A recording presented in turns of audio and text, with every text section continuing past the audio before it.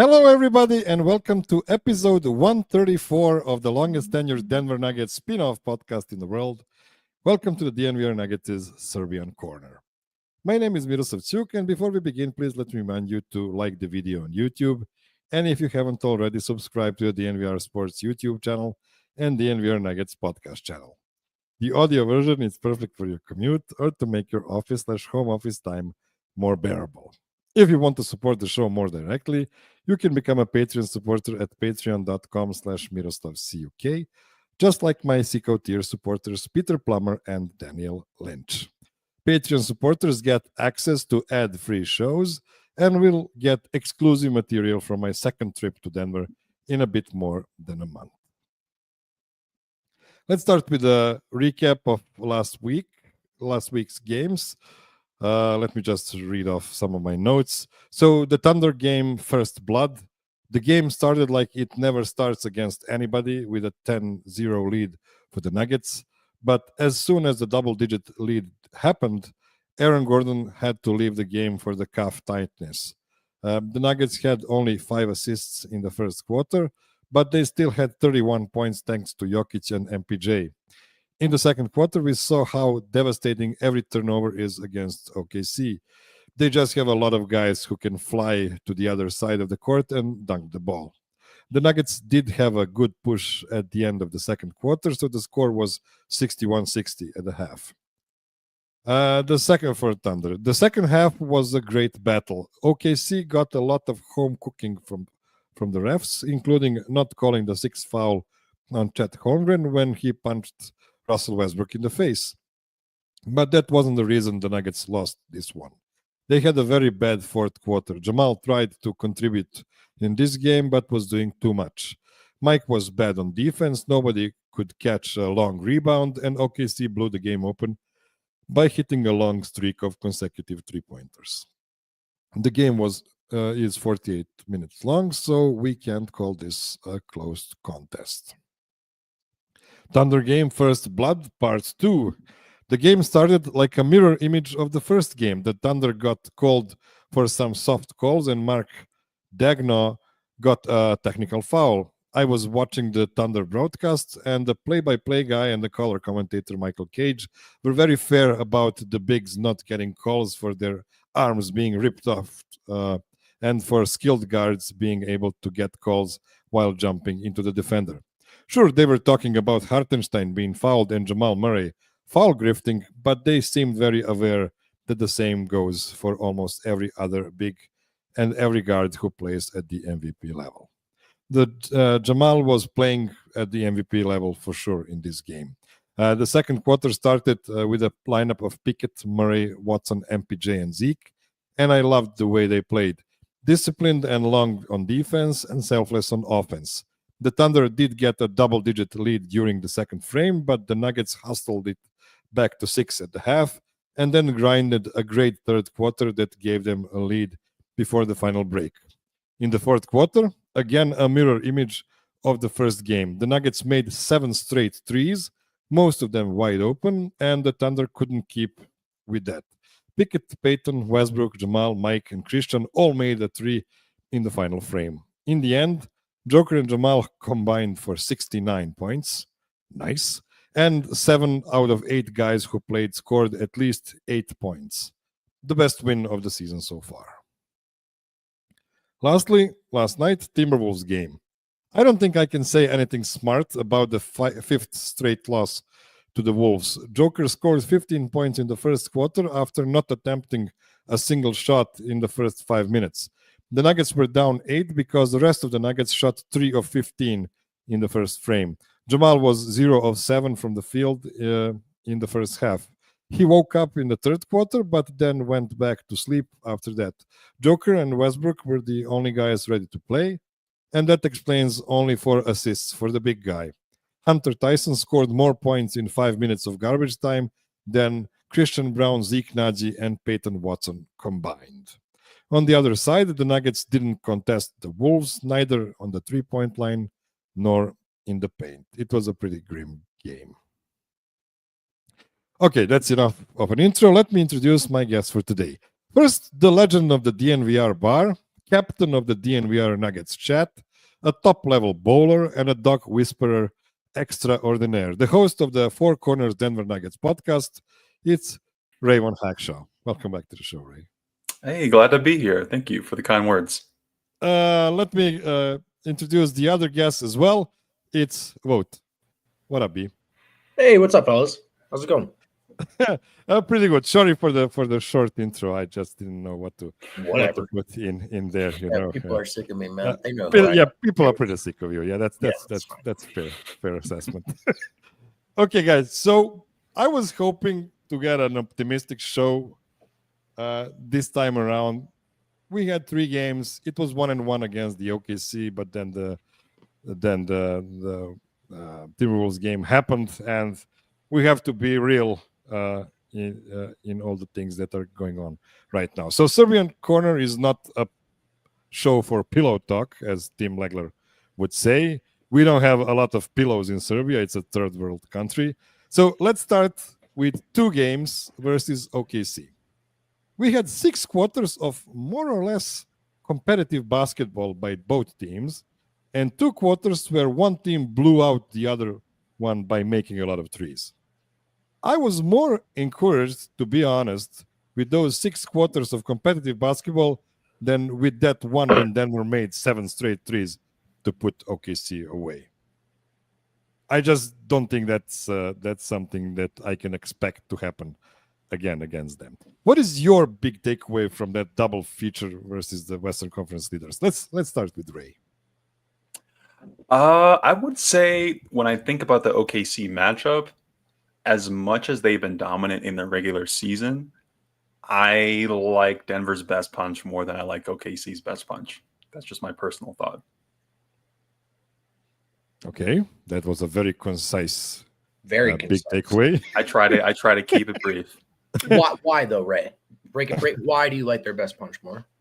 I think we'll get into it a little bit more. I think in comparison to the Wolves matchup, Denver has a bunch of physical advantages against OKC that they're not going to see in a variety of other situations. So obviously Jokić, not really a great matchup for Chet. Not really as much as he has been great and has a lot of different skills. Even Michael Porter, I think gave him trouble inside the paint, which again, what happened last night is not always going to be the case. They do take a lot of threes and they make a lot of threes, but I think Denver is showing that when they do take them and they get good looks and they're playing in a smart, confident way, they can match most teams offensively. And I don't know if I'm sure we've all thought about this before. Denver does kind of have the best offense in the NBA. So that's how I feel. And I'm willing to bet on that, honestly. I would call it not the best offense, but the offense with the least variance. Variance. Yeah. Because they just shoot a lot of twos. They have a lot of layups, and you can count on those percentages much more compared to chucking 55 threes in a game. I mean, yeah, but they're also good at it, right? Like if you drop 140 on the Thunder, there's more going on than just shot luck, right? Like that's a historically great defense that Denver really carved up. The 3 thing is interesting though. Like I still think the jury's out on how good or bad of a shooting team they are, right? They are an efficient shooting team. Is that because they don't push the limit? And we certainly know when the better defense want to test them and test their offense, they're daring guys to hit wide open shots. I think Denver's role players have shot well from the corner, which is encouraging. But it's interesting. Like they're really efficient. There are nights where they shoot well, but if they're missing threes, if there's multiple guys that aren't locked in, it can really become an avalanche factor. And it was certainly, in that game last night. Good thing about the corner three is you cannot, unless you're OKC, maybe you can to a certain degree, but you cannot protect both the paint and both corners. It's just geometrically impossible. So that it's super important for the Nuggets to be able to hit those corner threes. Russ, You know, like those are guys who are going to be open in the corner. So far, they've shot it well from the corners, but they'll have to make some in the playoffs for sure. I want to save the Timberwolves game for the next segment. I want to concentrate on the OKC games. What the hell happened in that fourth quarter of the second game? How did the Nuggets just shoot like drunk at that moment? I mean, 7 of 7. I've never seen that in my life. OKC does do this, right? Like they do, like their punch is this defense to offense kind of run away from you in the fourth quarter thing. They've done it to other teams for sure. But I think, Miroslav, to me, that's kind of part of the dynamic I was trying to describe. The floor for a team that can be competitive like this one is really remarkably low. And so like when they stop hitting shots, if they're playing a decent team, I mean, it's just it can be a runaway train, right? And I also thought that was one of the rare times where we watched them in a close game just completely let go of the rope. Usually Denver fights, and I thought that game they just went, sheesh, we're not winning this one. And credit to OKC, but it's also just if other guys aren't knocking down their threes, if they go ice cold from three, it can really just run away from them. Here's a philosophical question. We've seen this before. This season, we've had many of those back-to-back games against the same opponent. I feel it's happened like 6 or 7 times already, because I have this nice little segment calling First Blood and First Blood Part 2 to describe those games. But why are the Nuggets so much better on the second night of the back-to-back against the same opponent? Is Michael Malone just not caring to adjust his game to the next opponent in the regular season? And then when he gets the best punch from them, he just crushes them by adjusting? Go ahead, Ray. Is this something that's going on there? Yeah, we did. I'm a little plug. We talked about this on Twitter Space. CT hosted the other night, but I feel like Denver is such a good responder, and Michael Malone in particular is such a good responder to different challenges. You know, they and also Michael Malone, not always going to bring the best first sort of showing, anticipating challenges, modifying game plans specifically to what another team might bring to the table. But once they do see it, once they do understand, okay, this is what we need to do to win, I think they've consistently shown that they've been able to do that over the years in various playoff settings. And in a way, these doubleheaders are kind of a testament to that you get to have a first game and then a chance to adjust to that game. And I think that's why they've been as good as they have been on back-to-backs this year. Jokić too, right, is just in addition to Malone, is a guy who, that's why we always laugh at the Jokić rules stuff. It's not that the Lakers did something wrong, right? Like they stumbled into something that temporarily allowed them to hang into the matchup. And in the latest iteration is how they dominated the matchup. But what we know is just sort of, it's one thing to throw a look at Jokić that he's anything less than sure of how to handle. It's another thing to do that in multiple games when he has consecutive looks at you. But I also think it's something about the personality of this team that is a great source of frustration and consternation in the fan base this year, as it should be, which is like you hear some of the quotes from these guys, Malone and Murray, and it's always like, what, we got to stop waiting. Why do we wait? They know it. We know it. They have one of the worst offenses in the league in the first half, maybe the worst. I actually don't know what the exact number is. They have a really good defense in the second half. As a team, they think they've only lost like 3 times all year when they win the first quarter. Win more first quarter, like what? Now we have to go. So it on one hand, there's like, I love that when their backs hit the proverbial wall, there's another gear.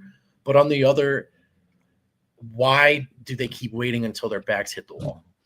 They're just like a giant boxer that waits for the other guy to punch him before they're ready to punch back. And you know what? That sounds a lot like Jamal Murray. I'm just not sure that's just the whole of it. I don't feel Joker is like that, but you know what? you just mentioned it. On the second night of the back-to-back, Joker is ready and firing on all cylinders, and the offense is firing on all the cylinders. So there might be something there. It's just such a strange team to follow. Highs and lows, the biggest gap in the entire league. It's just I don't know if I should call it frustrating, really. Like maybe I had a chance of 65 or whatever games, 70 games, almost 70 games to adjust to it. It's my fault I didn't. Like these guys are the same guys throughout this season, right? It's not your fault though, because every time you think you're out, they win 13 of 15. And then every time you're back on, they play the Timberwolves or something. So I don't blame people. There's a lot of whiplash, and I don't blame anyone because those are the two speeds they're operating at, right? Yeah, I feel like I've accepted it. Like I see them, you get a great win. I'm not going to be shocked if we come out a little flat, back to back, 47 minutes for some guys. But I gotta believe that they're gonna be who they need to be when they need to be it. Okay, let's take a break, and then we have to. I mean, it's the or they same won't. thing all season. Like, what am I supposed to do, guys? Like, I don't know what to do with my hands. I get it. I get it. So let's take a break and talk about the atrocity from last night. Don't go anywhere. And we are back. So Jamal Murray was fantastic in that second Thunder game. And in the last 15 games, he averaged 25.3 points, 3 rebounds, 6 assists on 50, 48, 91 shooting splits. Those are all-star level numbers. Above all-star level numbers, to be honest.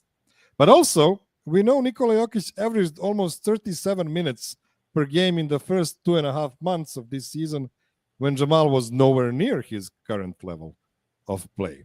Now, Michael Malone mentioned at the Timberwolves post-game presser that the team is tired. So this is why I was talking so much about how inexcusable Jamal's start to the season was. Do you buy Coach Malone's words about the exhaustion versus Minnesota? Is it a real thing? Or was it like a soft excuse against a team that always kicks your ass? What do you think? I do only because I think for the same reasons that I was proud of them for digging as deep as they did on the second night of a back-to-back for the 7th time this year. On top of, some of what you mentioned, the rough early starts, the amount Jokić has to carry on his own early in the season. And, I look at there's another factor we could probably get into as we get into this game. But I look at like Michael Porter Jr., 3 of 10, Jamal Murray, 4 of 15. That's not going to cut it. I don't think I really need to look at much else on the team. If they're not ready to show up, you're going to have a hard time winning games. But so for the exhaustion question, I mean, Jokić just missed it. That's kind of what was interesting. Malone sometimes will go after them after they win. You know what I mean? He'll be like, I actually hated the way they played. You're like, all right, dude, whatever. And then last night he was really, really supportive. He just made a very concerted choice, I should say, to have everyone's backs in a very explicit way. It was very funny to then have Jokić, who, by the way, fellas, got up there real quick. He typically takes his time with the community. He was out there quicker than usual, ready to face the music. No excuses from Jokić. He did not like the OKC back-to-back reasoning. Go ahead. Question: Do you think he has some sort of treatment scheduled? So this is why he was so quick. The other thing that happened is we actually only had one presser last night, and so maybe it was like a hey, if you get up there now, it's all done, and we can all get out of here. But he was also just, I think, ready to He did not mince his words in that presser. He wasn't alarmist or anything. He just did not buy. He waved his hands at all of these kind of fatigue stuff, both for the team coming off OKC and himself personally. He's just like, look, I don't care. If you already warmed up, you're playing 5 more minutes or 5 fewer minutes just doesn't mean anything to me. He said we had a game off from the OKC game, so it shouldn't have impacted us tonight. I mean, the truth is they did look gassed, but I'm also kind of with Jokic of like, yeah, but I'm sure a lot of other teams are tired on March 13 too. Like that was just a game to dig deep, I think, and play a little better than they did. So fatigue is probably real, but it's still disappointing. I like Miroslav's ultimate point though. This is the thing about the Jamal Murray stuff. And this is what I think people were criticizing this year. I think if you blind polled every Murray detractor, they probably would have told you, I'm sure he's playing well in January, February, March. I'm sure he is. I just wanted him to be playing well now, this time. Given the way the summer went, the way it ended last year, the fatigue conversation they had, it just sort of seems like more could be done to earn Jokic the break he deserves throughout the year, whether Jokic wants it or not. There's no Monte Morris on the team anymore. There's no like Malik Beasley's, Juan Gomez. The team is not deep anymore. Like if you're missing one of your key guys, you're stripped to the bare bones. And Calvin Booth already mentioned they have 6 real guys or 6 starters, however he called it. Like, good job, GM. Well, like how that number got lower since the last time. Yeah. Now you could say it's because my guys I drafted didn't play enough or whatever. Like you can interpret that however you want. It's just that if you're missing your Robin to your Batman for more or less half of the regular season, like regular season is about 6 months long, and if you're missing him for 2.5 months, you are behind the 8 ball in that position. So yeah, it sucks. It sucks, but now we're here, and let's hope Jamal stays at this level. I think he's going to. By the way, his highest level ever in his career, like ever in the regular season. I think he's going to play well. I think he's going to play well in the postseason. But I'm with you guys that like the real cost of the slow start is the fatigue and the Jokic conversation around March, which is where we're at. Can I talk about who I am worried about? Of course. I miss AG. I think this was a game where AG was such a big factor, not just because of. I mean, I think Russ did a great job. Talking about being tired. I think Russ wasn't tired. He was ready to go. I think he was ready to go. But even though he played well, the knock-on effect of not having Aaron Gordon is that it asks a little bit more from a physicality perspective of Christian Brown, of Michael Porter, of Jamal Murray, and I don't think they handled that well. Where I really feel like they lost that game was in that, not just the physicality battle, but like the physicality war. I think in a 20-point game, they were like a minus 18 in terms of like second chance points. And I feel like that is so much of why Minnesota is a bad matchup for Denver, is that unlike an OKC or what you might see from like a Houston or Golden State, is that they bring a level of physicality, of length, of size, and athleticism that I think is just going to be hard to match unless you are also bringing. I don't want to say Russ shouldn't start, but I think you needed more from a physical perspective from the team. That's just, you should have Aaron Gordon. It's no, I don't even think like Russ did something wrong, although the turnovers were high. But you lose size and then you go small, but you go small, you're not necessarily a great shooting unit. It's not a great recipe. I won't lie.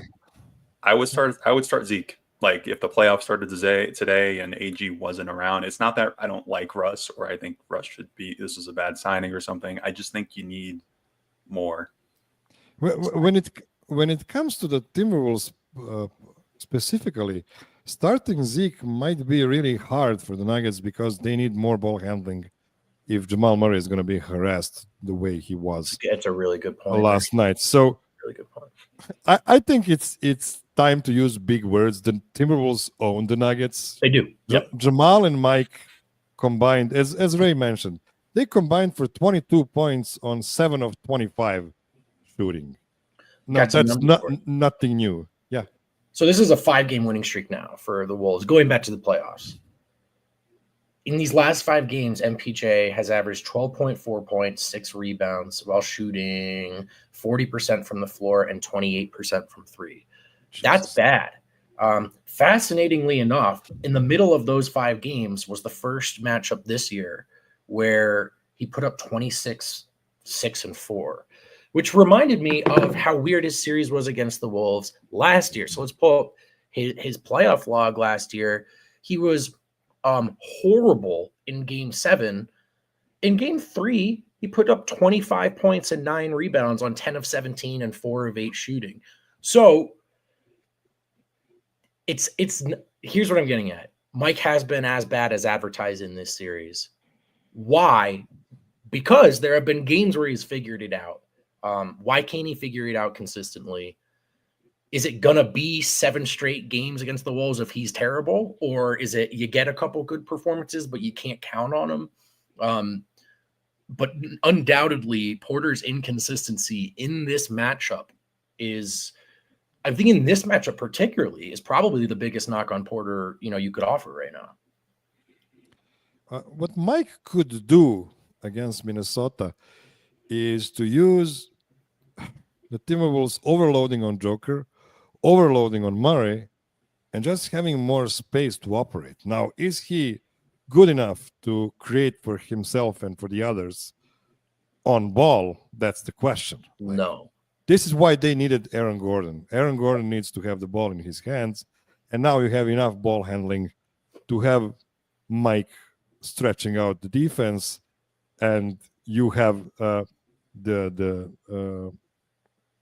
screen for Jamal to get off his defender and try to do something with it. Aaron Gordon is so incredibly important in this matchup, and we're going to get to that at the end of the show when we're going to talk about the possible first round matchups for the Nuggets.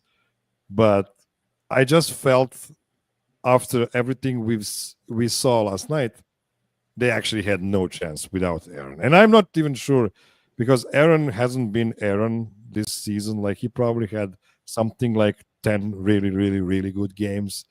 And I don't know off the top of my head how many games he's missed, but he's probably only at like 35, maybe 40 games so far this season. And I don't think it's more like than 25% of those games where you could realistically say, no, that's our guy, Aaron, gluing our defense up. Yeah, I mean, that's that. I think is Aaron going to be healthy? And then it's one thing to have him available or not, like how effective will he be defensively? At this point, I think I kind of buy him to hit some big shots. I don't know if he's going to shoot 44% or whatever, but I wouldn't. I mean, if AG is wide open in the corner, cool, man, I'm in. Take the shot. But defensively is where he changes things for this Denver Nuggets team, in my opinion, in a way we haven't seen this year. And you would just absolutely need it in that series. It's one thing for Mike to like box out their bigs, but then they're getting they're getting the offensive rebounds, and then they're kicking it out, and it's scramble time. And like Mike and scramble time is scrambled. So they're a team that's good in the paint and from 3-point range. So like you just got to have AG for, I think, really many different reasons that we've laid out. Another philosophical question. What do you think about Michael Malone forcing Peyton Watson to play at the 4? Does that just give you diminished returns from Peyton? Because he's not as big or as strong as Aaron Gordon. He cannot be your 4, and for you to expect to rebound well and box out other teams, especially teams as huge as Minnesota is. Like, Julius Randle is huge. Strong. I'm not the biggest fan of his at all, but he was just muscling everybody. He destroyed everybody last night. He had like 25 points, but I felt like he didn't miss a single shot there.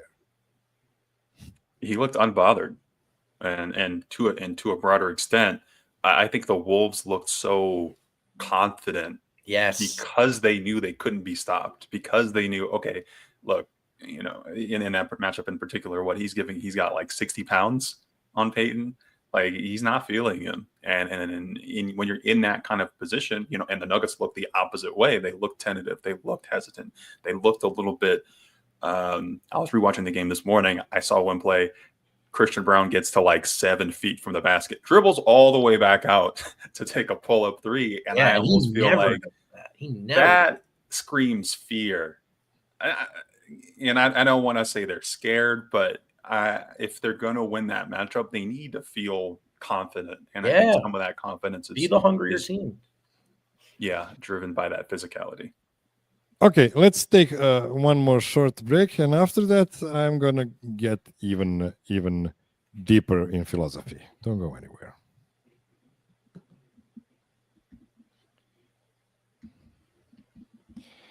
Okay, we are back. So, Matt Moore talked before about Michael Porter and how unfortunate it is that he is not a matchup-proof player on a max contract. Now, the Nuggets won a championship in 2023. One of the reasons they won it is because it was the old CBA. They had more wiggle room to operate with, so they could afford a guy like Bruce Brown, who honestly fell to their lap, luckily, I guess, because nobody was smart enough to offer him $6 million. Even though you might say that in 2 seasons after he left the Nuggets, maybe he didn't earn much more than those $6 million when he's not playing next to Nikola Jokić and Jamal Murray. But I digress. Is Jamal Murray a matchup-proof player after what we've seen in the past 2 seasons? And what are the Nuggets' chances if they have 2 max guys you could say are not matchup-proof? I will say in the modern parity era of the NBA, I don't think it's damning or like a cardinal sin to have one matchup you're not good in, and like as a team, particularly not good in. And I think it's not just Mike; it's the Murray-Mike overlap in this series. You know, like in all the other series between Mike and AG and Murray, like Denver finds an advantage. This is the group that has had, at least last year's iteration, the front court size to make it hard for Jokić and the requisite length and perimeter dogs to make life hard for Murray and Mike. Murray, this is as bad a matchup for Murray as it is for Mike, in my opinion. And I think both of those guys, like, you know, Mike went 20-9, shot 44% from 3 against OKC this year. That's the best defense in the league. That's not bad. You know, they've been pretty good against the Lakers. Like, there's a lot of matchups I like both of those two in. This isn't one of them. And it's, you know, it's not all X's and O's though, man. I think part of it is just like the Wolves are so voracious and confident, and they come in here into this building, that building, and they just go like, they kick their feet up. Like, yeah, we're right at home here, man. Like, we're not afraid of anything that these guys do. And it's like, in addition to the personnel and the way that they are able to make it tough, I do think there's just a huge psychological edge. And that's kind of what I was getting at with the Mike stuff. Like, he has had good games against the Wolves, you know? So, like, in addition to the X's and O's, don't take yourself out of it. Like, these guys need to, in my opinion, find more pride in this matchup. Yeah, I would agree. In terms of natural proofness, I almost feel like none of Jamal, Mike, AG are matchup proof in a vacuum. However, together, I think they are. Like, one of them should have an advantage. They're so complementary to each other that that's, I think, why Denver, when they won the title, they won it as dominantly as they did. But you take one away and you start to see the gaps that are created in that. So what's the answer then? Brendan, you mentioned that it might not be damning to have a bad matchup because somebody else might just take away your biggest foe and you don't have the problem with them. Because it's damning if you get them. Yeah, of course. Yeah. But so what's the answer? Like, is it just playing Russ at the 1 or playing AG realistically at the 1, at least when it comes to ball handling and putting the ball on the half court? Is it just those little things? Is there a solution for the Nuggets to just say, okay, we are doing this, and now this is no longer our worst nightmare? Well, two things. As much as this is a bad matchup for Jamal on paper, he also was certainly hurt in the playoffs last year. That was very real. And so that was part of it. So, that's that. But I also think one of the things that drove me crazy about Game 7 is, and you referenced it earlier, Miroslav, I thought they found a really nice solution to the way that they were just mugging Murray up and down the court. Aaron Gordon was bringing the ball up. They get up 20 in Game 7. They kind of go back to their standard stuff. Jamal starts talking a little bit. It wakes Ant up. And Ant, I know Jamal scored a lot in Game 7. Ant devoured him, man, in the full court press in the second half. And, that's tough for Jamal. But also, where did the Aaron Gordon stuff go? I thought, not to oversimplify it, but, there are things that, they can do. I just think they need to do enough of it. Like, I don't know why they went away from it in that Game 7. And I do think it cost them. There's more than one factor in any blown 20-point lead, but it was part of it. I actually believe that they just said to themselves, okay, Joker is just going to take us home now. And Joker had nothing in his pistol. Like there were no available bullets. But this is where the Russ stuff gets interesting, because Russ is the other ball handler that you can play in different positions to try. So if he's going to play in that matchup, got to watch out for the turnovers. He's got to be a good corner shooter, which he's been so far in the year. He has. But yeah, does Russ change the matchup at all when Aaron Gordon's back as well? As just another kind of change of pace guy, another guy that could kind of dribble the ball next to Jamal and alleviate some of that pressure. So there are things they can try. Last night they just got devoured, man. That was just a full shellacking. So that's not necessarily representative of the gap of these teams. It's just more of an extension of what we've seen, which is the Wolves being hungrier and more confident. Ray, CB was really bad last night, and you could attribute that to playing next to Russ, because the spacing was really messed up last night. I feel like it. I don't think that's a big coincidence that all of CB and Jamal and Michael Porter had a lot of trouble putting up good shots, while Russ is just Russ. He'll play 1-on-5 and he'll somehow make the basket, or he'll just miss at the rim. But he doesn't care about spacing. But these guys need a lot of it. Yeah. It's hard because it's not exactly, doesn't mean Russ is playing badly, right? It's just the knock-on. He was really good effect. last night.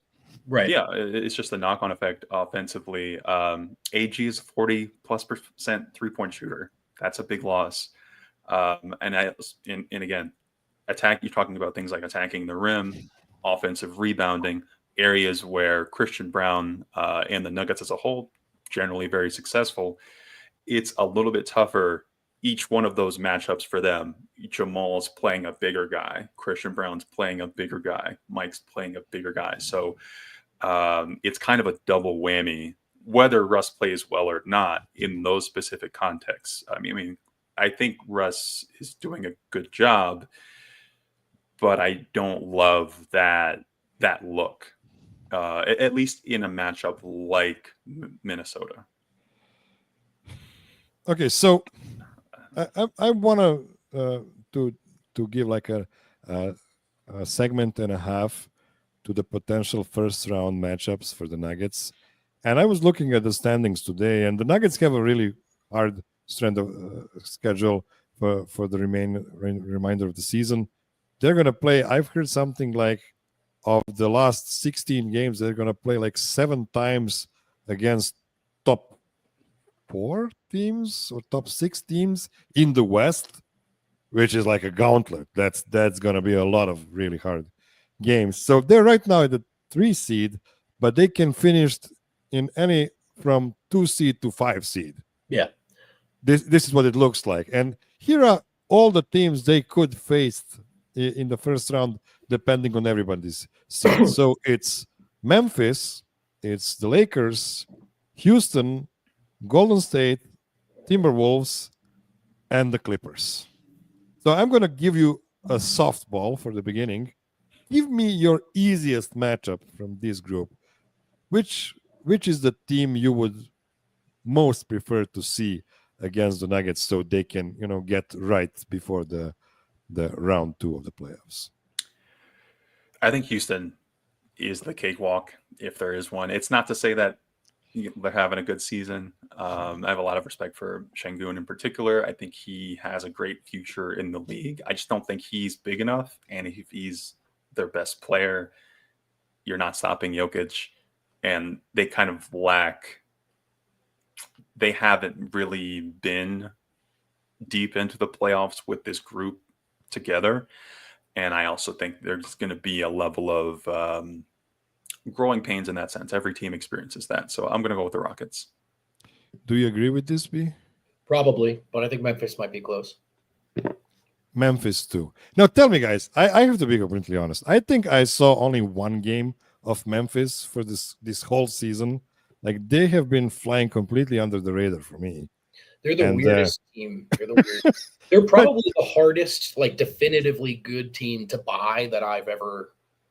Like, they've won a lot, and yet every single one of us is just like, I don't know. So John Morant hasn't played like in 4 consecutive games this season at all. Yeah, and he's not been that great. And Triple J is somehow an all-star player this season, but he's not really a creator. I don't think so. So how are they this high in the standings? got a lot of playable guys. Which is one of the things that kind of gets zapped a little bit in the postseason, right? It's about your best punch more and more. And then also over the years, I don't know if this has held up this year. I actually haven't looked it up. But over the years, they've been probably the best organization without their star or stars, right? Like playing up shorthanded. There was that one year where they were insane without Ja. And as we know, it's just one of the things you can be envious of as a Denverite or Serbian. Hustle can win you a lot of games in the regular season. It's a great point, right? It's a great point. A lot of guys that play hard. So, yeah. But I don't know if they're beating anyone. Now that we just complimented them. I don't know.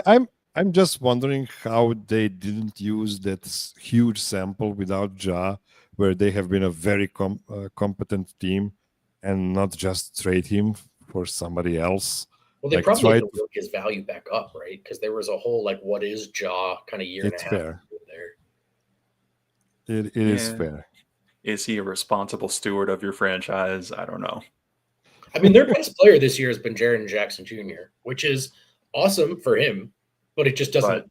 Probably not a title team. Is that fair? If you don't know who your best player is, how good are you really? I don't know. Like, I think if they're the 3 and they play the Warriors, like let's say the Warriors, I'm taking the Warriors. So let's be hypothetical here. What would need to happen for Memphis to say, "Oh, this season was a failure"? Like, what did you have, and what were your ambitions to call like a first-round exit a failure? Is it really a failure when you have a team like Memphis is?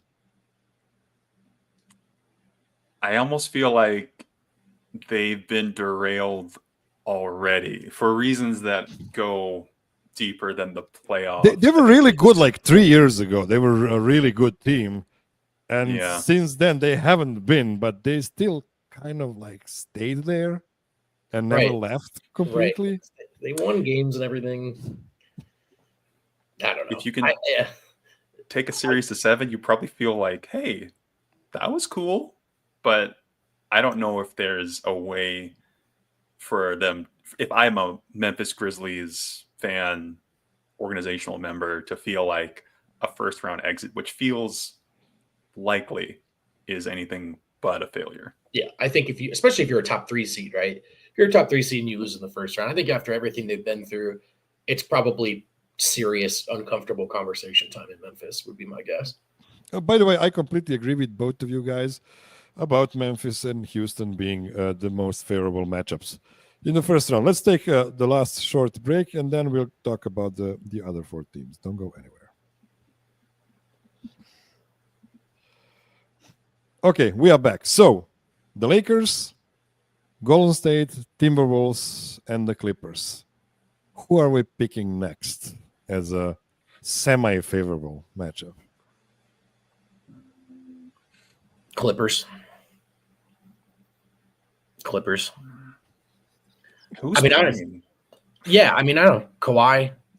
I don't know. I don't know who they are. Who are they? I would take a 7-game series with the Clippers. Did you guys know the Clippers have the 3rd best defensive rating in the league? Yeah, kind of shocking. Like in a lot of ways, they're getting a lot out of what they have. I just don't know what they have, and what they're going to have in the playoffs relative to that. So I think the Clippers are a good option. It might go longer than you expect, but longer than you expect might be like 6 games. I'm going to paint you a little story.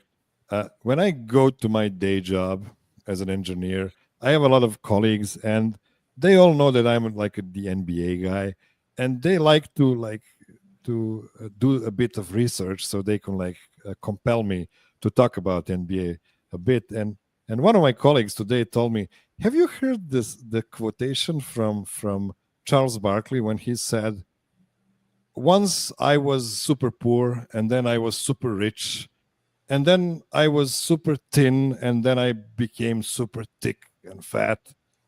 And throughout all of those years, the Clippers sucked.'" They did. So yeah, I just can't help it but say, yeah, I agree. Like the Clippers, just bet on the curse of the Clippers. However well made, and I feel that team is pretty well made. I really like it. I really like the addition of Bogdan Bogdanovic. He had a monster game last night, I believe, next to James Harden. So yeah, they're a good team, but I just don't see them beating. Devil's advocate, fellas. What about the Warriors? Where are you guys at on the Warriors? They don't have horses, man.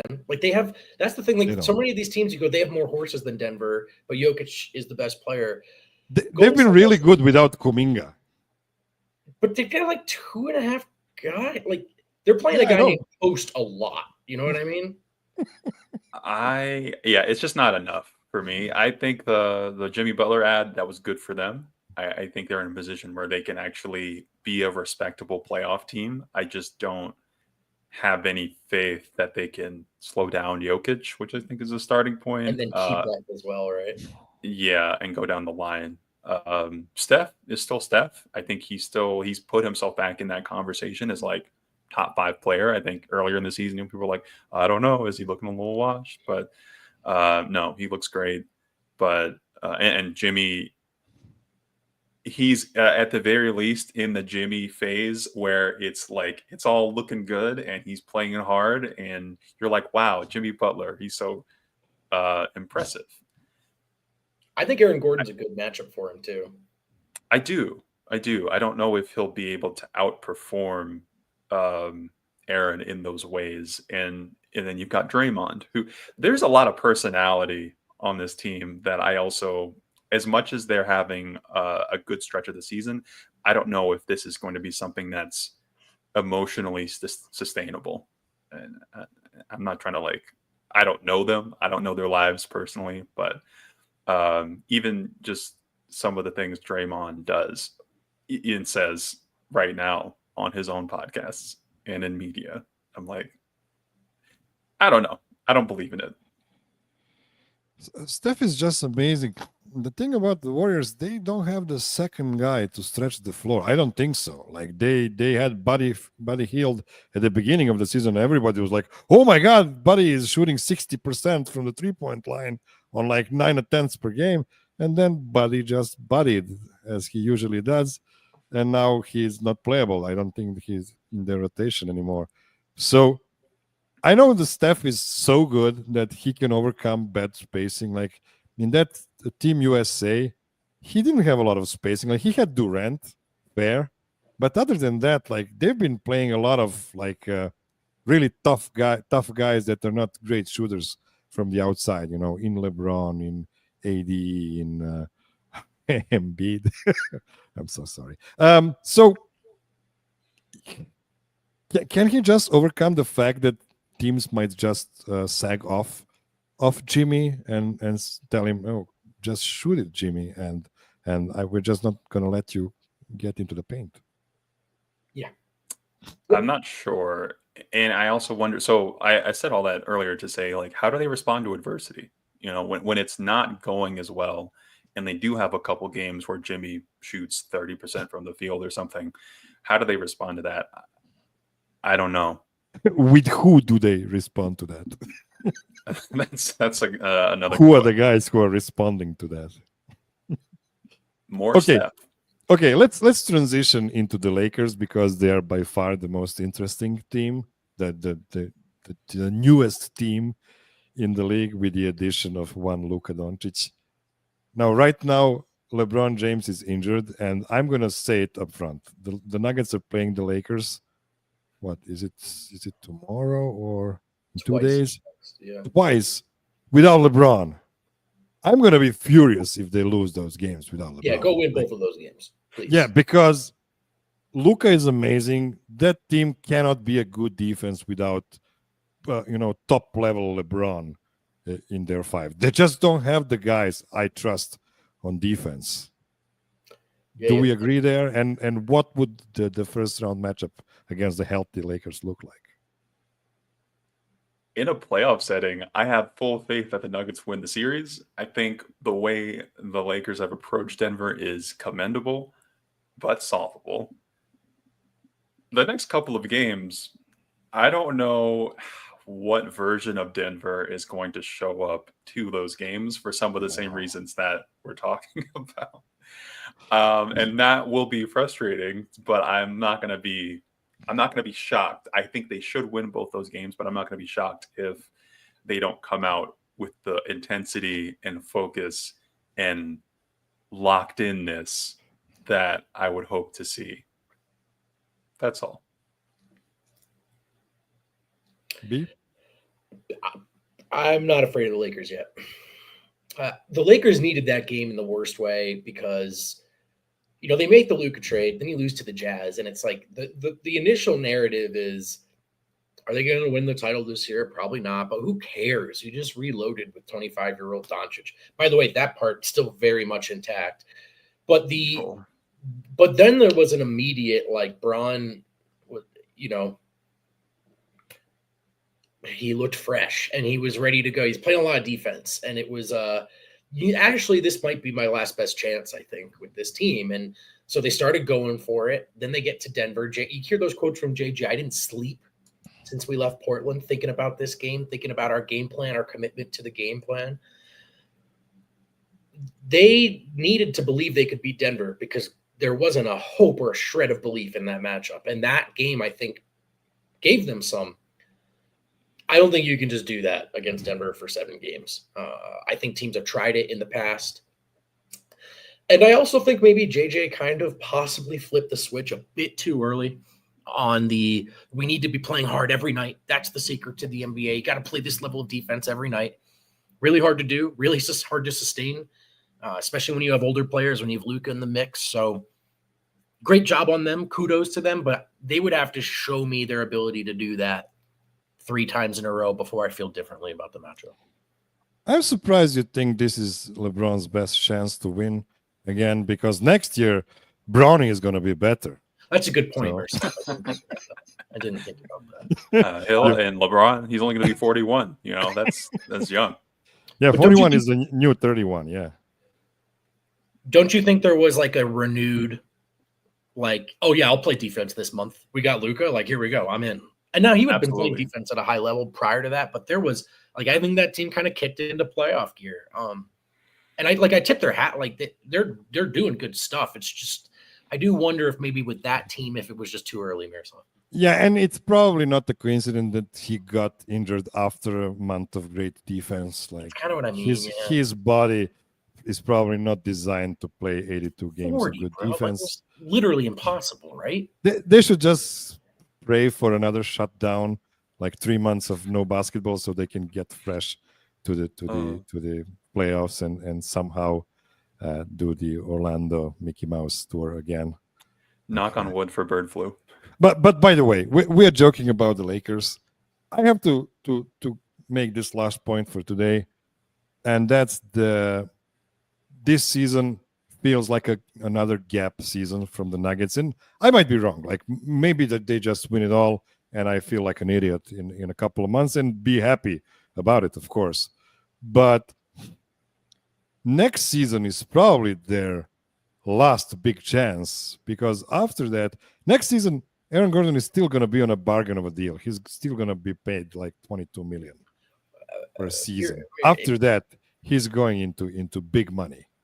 I don't even know if they fall short this year. I don't know if it gets to that, right?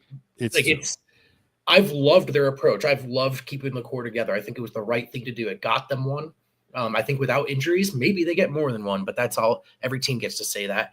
But even I, as the biggest fan of the continuity and the team and Michael Porter Jr., like if they're not good enough in the playoffs this year, it's time to have every single one of those conversations. It's also why I'm glad they didn't do it at the deadline, because I think you can do it better. Yeah, with more options. More options. Yeah. So get it right if you get it wrong.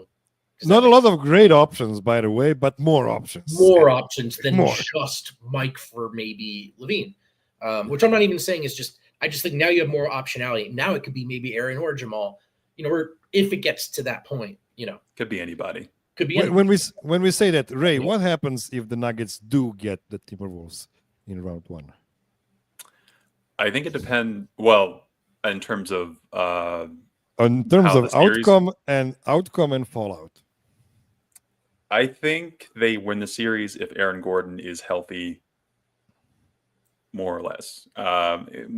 All these different factors that I think about for the Nuggets winning a title, most of them are in a good state. Jokić having the best year of his career, I would say. Jamal, healthy, looking good, looking like you deserve all the money you're being paid. I know Mike, sometimes he has a bad game. Sometimes he doesn't shoot well. He is having a good year. He is developing a 3-levelness to his game to a degree that I think is important for him in responding to a lot of the ways that teams are trying to cover him. Russ looks good. Christian looks good. Zeke, Pickett, a lot of these guys, it's hard for me to feel bad. As long as Aaron Gordon is healthy, I think that's like the biggest swing factor for Denver in that series and in the playoffs in particular. If they don't win, then we got to think about okay, why did they not win? If they make it to the final, because right now I think the East is winning the finals. Before everything starts, I would pick the East. And if the Nuggets make it to the finals, big if, I know, but let's say they do. What changes? Is that enough for status quo? Do you want status quo if that's if they lose in the finals? The main question is the finals run enough to have Michael Malone and Calvin Booth arm wrestling for another season? Is this what we want? Yeah. I do think they're going to make it back to the Western Conference Finals. Right now, that would be my guess. Because I think as we went through all of this, I like a lot of these matchups. I hate the Wolves matchup. Just get that out of the way. I hate it. I'd rather play the Thunder, fellas. But I think depending on the matchups, they can make it right back to the Western Conference Finals. And then I'd be very curious to see how that goes against OKC. But I do think short of Western Conference Finals, probably even shorter finals, it's time for everything we've talked about. Some conversations. Yeah. I even feel good about a finals matchup.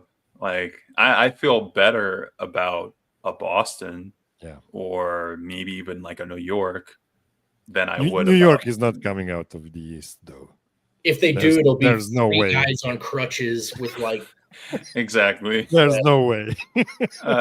So maybe a Cleveland, but I feel better about those teams than I would about Minnesota, just because of the familiarity that Minnesota has. I know Cleveland does have a lot of size that they can also put out there, but something about the vibes of that matchup is just not great. Yeah, I feel like Minnesota can only beat 2 teams in the Western Conference playoffs, and the Nuggets are one of them. I don't think they can win against more than 2 or 3 teams, and we are that scared of them. They might be they've had this weird clutch problem, so their record is not good. I mean, they're still in the play-in picture, right? Technically. Yeah. But they have a top 10 defense and a top 10 offense. I mean, yeah, like, I think they're better than what their record says to me. I think they could come out of the West just because if you can beat the best teams, that's kind of what you need to do. And you've had a great year versus Denver, and you've had a great year versus OKC. It's hard to knock that for me. I'd love to see the Lakers and the Wolves play in the first round. I don't know how likely it is. But I would love that. That would be nice. I feel it's gonna be Lakers versus Warriors, so that the NBA can have first 2 weeks of playoffs with somebody watching. Dude, you don't really think the NBA? I'm just kidding. But they need to have one of those teams in second round because it would be a disaster for the league not to have their golden geeses. Okay, Ray, do you have any Four Corners shows in works or any of your writing on Four Corners Media? I have an article coming about what I think Denver needs to accomplish to win a title, and we drop shows when the vibes are right. I've been miserable in 75% of the shows this season. It's because I have to cover the whole week, and the Nuggets have had you never get a good week. 4 good weeks of basketball, Yeah. and everything else was a disaster. No one's had to say the word "but" more than Miroslav. Nuggets did beat this, but it's just a whole season of back and forth. Caveats. Yeah, it's been a tough time for the content machine.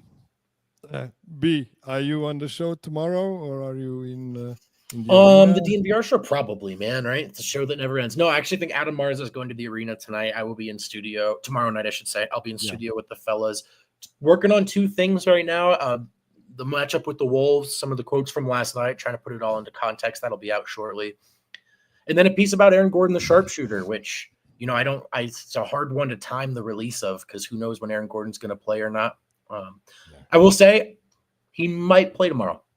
It feels like a t-shirt release when you're waiting for the right game so you can release the t-shirt. And he's going to come back and he's going to shoot 0 of 6 from 3. And I'm like, all right, not now. But we'll figure it out, guys. We'll figure it out. Soft release date. Yeah. You can follow me on YouTube. I make bowling content. Doing more tournaments. Yep. Trying to win some money. Watch me throw strikes. That sort of thing. It's fun. By the way, I love the music in your videos. It's really relaxing. Thanks. And it's really cool. Go follow Ray on YouTube. Really, it's I appreciate that enjoyment. Okay, that is all I've prepared for you this week, my dear listener. And please, with the cherry on top, take the word "prepared" very loosely. I just put some topics on in 10 minutes today. Be well, be safe, be kind to everybody. Call your mom, and until next week, Isaiah Hartenstein. Oh, come on.